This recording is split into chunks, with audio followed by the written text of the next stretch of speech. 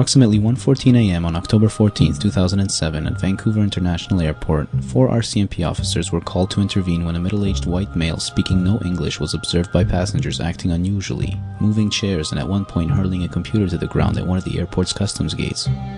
Approximately 30 seconds after their arrival, the RCMP used electroshock tasers on the individual, who immediately collapsed to the ground, screaming in agony. Paramedics were called to the scene and attempted CPR. When they arrived, but were not able to revive the man, and he was pronounced dead. Little did many know, but throughout all that had taken place, a passenger standing nearby had videotaped everything. The deceased man's name was Robert Dziekanski, a Polish immigrant who had arrived at Vancouver Airport more than 10 hours before his eventual life-ending altercation with the RCMP. The person videotaping nearby was Paul Pritchard, a passenger waiting for a flight. Mr. Pritchard's camera was confiscated at the scene, and he was notified that it would be returned to him within 48 hours. His camera was indeed returned to him, but with a blank memory card, the RCMP stating that they needed to hold on to it to preserve the integrity of the investigation. Meanwhile, the story made the news, and the country first heard of the incident at Vancouver International. In interviews with the press, the RCMP made various statements regarding the incident, including that 2 officers were involved, that they could not use pepper spray or attempt other peaceful means of subduing the individual due to the proximity to other passengers at the gate, and that Mr. Dziekanski clearly put them in danger. While the country began to discuss the incident slowly, Mr. Pritchard began working on getting his video back from the RCMP. He hired a lawyer and took the matter to court, eventually winning the case and getting his memory card back. Exactly a month after Mr. Dziekanski's death, he sold the video to the CBC and other Canadian media outlets, who broadcasted it immediately. And the story exploded. The video, which appears in its entirety on several websites, showed the world exactly what the bystanders saw that night. 4, not 2 RCMP officers entering to confront Mr. Dziekanski, who was walking around inside an area surrounded by a glass wall. Mr. Dziekanski appearing to stand against the counter as instructed by the RCMP officers. And finally, the officers using a taser on Mr. Dziekanski, who appeared to be cooperating. All this in under 30 seconds. Much outrage and media attention followed. Many details about the situation and Mr. Dziekanski were uncovered, and many people became touched by the story of the immigrant who had come to Canada to live with his mother, only to die at Vancouver Airport. To this day, not much is known about why Mr. Dziekanski was so disoriented that he spent more than 10 hours at the airport, much of it before having cleared customs, and why airport authorities were unable to provide his mother, who was waiting for him at the very same airport, with any information as to his whereabouts. Several investigations have been launched and protests staged to bring attention to the matter. Canadian government officials have weighed in along with the Polish government, which has been involved since the incident occurred. I spoke last week with Poland's ambassador to Canada about the incident and about what has been done to try and ensure that justice is served. Since October's fatal incident at Vancouver International Airport, the Polish embassy in Ottawa and the Polish ambassador himself have received many emails, phone calls, and letters from many people, including government officials, as well as concerned Canadians, expressing their solidarity and outrage at the death of Robert Dziekanski. I'm speaking with Piotr Ogrodziński, the ambassador of the Republic of Poland to Canada. Mr. Ogrodziński holds a PhD in philosophy and sociology, as well as a master's degree in economic science. He has been Poland's ambassador to Canada since 2004. To talk about the reaction to the incident, as well as the Polish and Canadian government's involvement, Mr. Ogrodziński joins me from Ottawa. Good evening, Mr. Ambassador. It's a pleasure to speak with you. Good evening. Mr. Ambassador, your office was no doubt involved in this issue from the very beginning, long before the video shot by Paul Pritchard was returned by the RCMP and broadcast in its entirety on public television. In your opinion, how important was the release of the video, and what kind of difference did you observe in the public's reaction after the video was released? Yes, of course. First of all, Consulate General in Vancouver was involved because this was their responsibility to learn what happened and to help mother of Mr. Dziekanski. We were also involved, and I must say my impression was that screening of this film have changed the situation dramatically in the sense that it had greatly publicized it and also shown that, well, quite obviously, too much of force was used by police officers, and I'm not sure whether the action was a correct one. I see. And not long after the video was released and the story grabbed headlines, Polish communities in Victoria, Vancouver, and Toronto organized rallies and protests to show their displeasure and solidarity and to demand justice for the victim, Mr. Dziekanski. How were these protests received and what were they able to accomplish? Well, certainly it stressed the importance of this event, tragic importance, and that it very much requires a very thorough investigation to what has happened, and eventually, if this will be the result of investigations, punishing of those who made some serious mistakes in action at the Vancouver airport.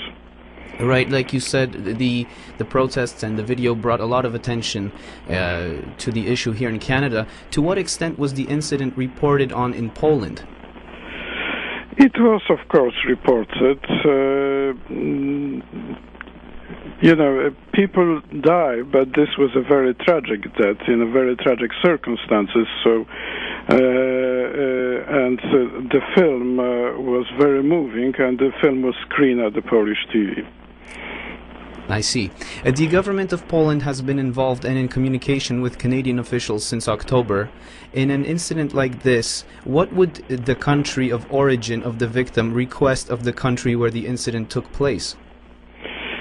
Well, of course, we are in constant communication with authorities in Vancouver, but also here in Ottawa. And what we are expecting from Canadian BC authorities is to go ahead with a very thorough investigation, and we want to learn the results of these investigations, and if there is grounds to see the criminal procedures.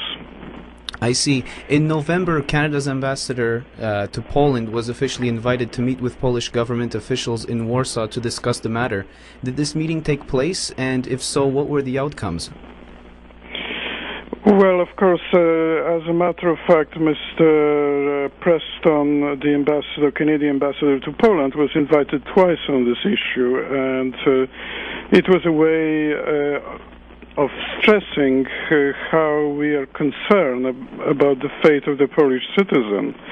Of course, it's not a Polish-Canadian relations issue, but still, we very much want to see proper procedures as far as investigation is concerned in this particular case. So as of right now, the meeting has not taken place yet? No, you've misunderstood me. It has taken place twice. I see. I'm sorry. I thought he was invited twice. I understand. Have any other meetings taken place between Polish and Canadian government officials? No, on a high level, no, but yes, there are many meetings. Among other things, I've met Mr. Kennedy, the president of the committee for public complaints against the RCMP. So this type of meetings do take place. The Consul General in Vancouver have also met important people of the Vancouver community. Among others, he talked with the mayor of the city of Vancouver. Mm-hmm. The death of Robert Dziekanski has cast the RCMP in a very negative light. Incidents in other Canadian cities, including Montreal, have resulted in a similar situation regarding other law enforcement units. When incidents like this occur, do you feel that there is a disproportionate level of animosity directed by the public towards the institution, in this case the RCMP, as opposed to the individuals involved? Well, first of all, it's a question more for you to answer, Canadians, but obviously it's an issue of correct or incorrect action of particular officers involved in each case, and not RCMP as an institution. In any democratic country, you need to have public institutions which take care of law and order. It's a very difficult, very demanding job, but we all profit from results of their work. They are the basis of our everyday life safety, so we should not mix up the institution as a whole with particular incidents. Additionally, the big problem involved is the use of the taser, which and the more I'm learning about it, the more I'm convinced that it is overused, that it is used, so to speak, too lightly. That in some cases, if it is used instead of gun, it may be a life-saving instrument, but if it is used just to apprehend people, then it ends up quite often in tragedies. Mm-hmm. Several investigations are underway, like you mentioned, to determine who, if anyone, is guilty in this tragic event. The coroner's inquiry alone may take upwards of 2.5 years to complete. From your point of view, is there anything else that can or should be done in order to ensure that justice is served, or is it best to wait for the results of the inquiries?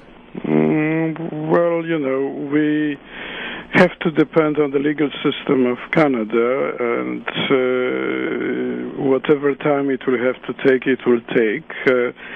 But certainly we would like to press, to speed them up and to participate as observers, but not only as observers, hopefully as inquests. That means representatives who have right to ask questions. I see. I've been speaking with Piotr Ogrodziński, the ambassador of the Republic of Poland to Canada. Thank you very much for your time, Mr. Ambassador. Thank you. For those who haven't seen the video yet, it can be found on YouTube by searching the keywords Polish immigrant.